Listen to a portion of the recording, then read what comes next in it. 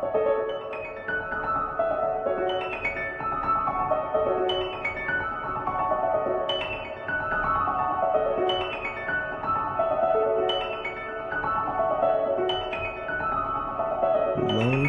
fellow wanderers, tea travelers.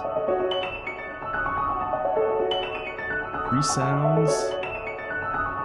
Gregor Wendell.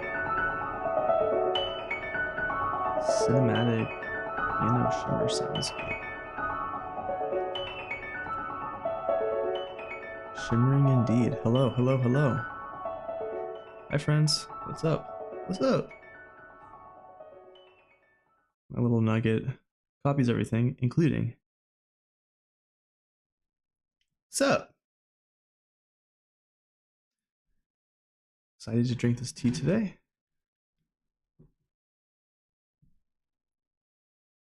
Been way too long since I've had a Japanese green tea. And this one's a little different. So unlike sencha, and frankly most Japanese teas in general, this tea has a more, one could say, Chinese style of processing. It is pan-fried for the Kilgreen stage. Basically the way to stop the processing of it. Excuse me, the enzymatic processing of the tea. Pan-fried processing of this Kamairicha. Sorry. Savory nutty flavor. You know, sounds like kind of classic green tea, Chinese green tea flavors. Really excited to try this. 1 minute at 176 Fahrenheit. Gonna go ahead and get the map loaded up here. And this is from the Tezumi website. And they have some great brewing instructions as well. I'm a little zoomed in here.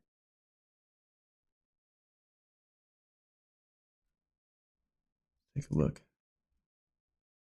And as you'll notice, a much more normal for our show look at green tea leaves. You're not noticing the extremely curled up nature of the leaves.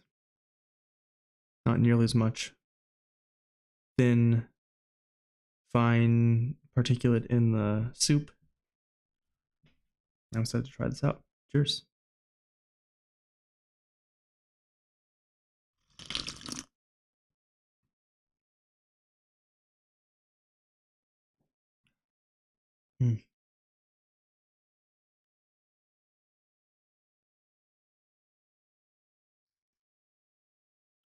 It's very sweet.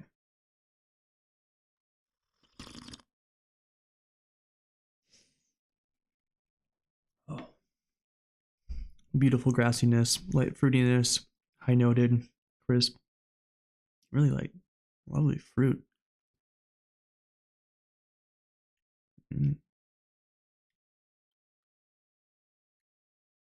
Yeah, I'm trying to figure out what that is. Yum. Not tasting the nuttiness as much. Cheers.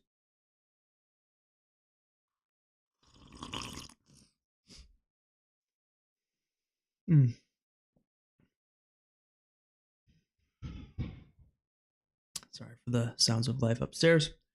Tasting more of the nuttiness, kind of a starchy nuttiness. Now, the fruit on this is interesting. Kind of a tropical fruit. I'm trying to place it. Not citrusy at all.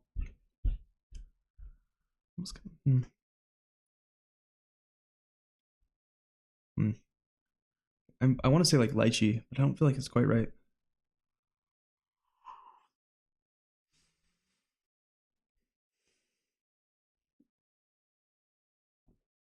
There's an oaty starchiness that's more in the texture than in the flavor. I'm getting a lot of the beautiful, bright, grassy notes, but mellow in their character and their intensity. Really beautiful balance on this tea. I can still taste that sort of terroir of Japan compared to China. The astringency is incredibly low on this, for me at least. Yum. see what they recommend for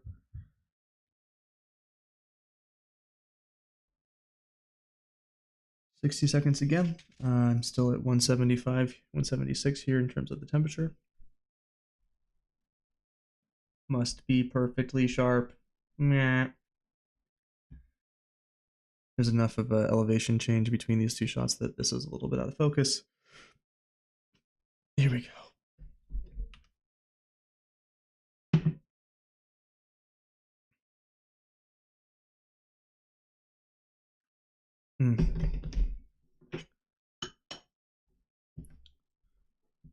Hi, how's everyone doing today? I think I'm going to do a weekly Japanese tea episode. Feels right. I need to maybe start not posting the actual numbers on the Dennysodes in the upper right. I don't know. I like it stylistically. I think it's kind of fun, but it would make it easier for me to kind of sort episodes I filmed a bit more thematically. I'm not really referring to session by session the tea that I had before the session necessarily, so it might make sense. I don't know. I want to kind of think about it more. Maybe I do a green tea day of the week. I've kind of decided on sort of a philosophy type thing on Sundays. Hopefully everyone is enjoying those. I think at this point I'll have released at least 4 of them. We'll see how long this pour takes. About 30 seconds based on the last one. You know, I think one of the unlocks for me is this lower temperature for these green teas, because it really does a better job of balancing the astringency of the tea with the beautiful flavor.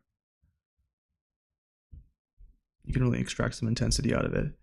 This to me is not nearly as potent as sencha or gyokuro, but still really nice. A nice soft bitterness now. Just sort of sitting here and enjoying the tea. Beautiful tea leaves.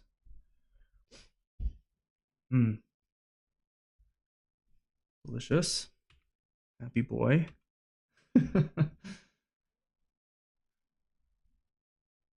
Not the most umami.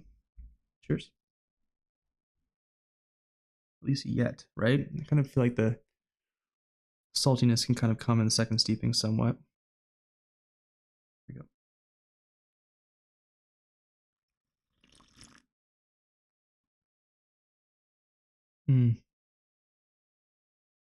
Definitely more grassy now. Viscosity is just unlocked with these brewing parameters. I love it.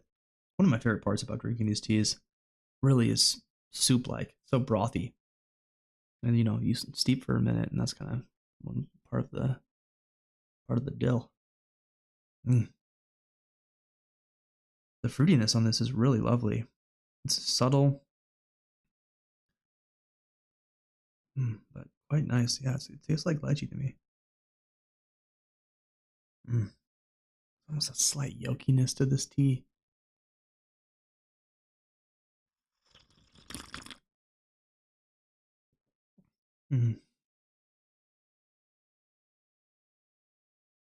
Noticing the umami on the way gone a little bit more than the initial brewing, cooling mouthfeel for me. Oh, lovely.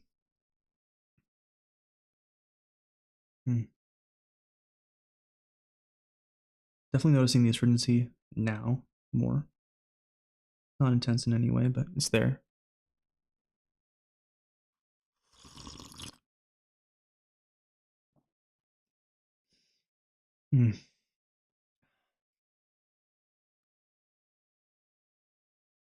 Yum.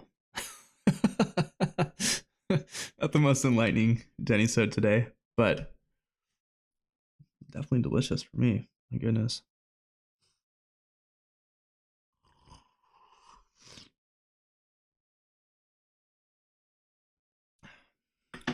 Yeah, that oaty starch thing is there again as more of a mouthfeel texture than as a flavor. An interesting kind of balance. It's almost like kind of boba in that sense. You can kind of imagine sort of a fruitier, milky thing happening. I'm going to leave it here. I'm not going to overbrew this one. I think 2 steepings is just fine. 3 grams for 100 milliliters, and I think this is part of their like variety pack, if you will, or like new to Japanese tea pack, I think. So 10 grams is going to be 3 sessions. Mm.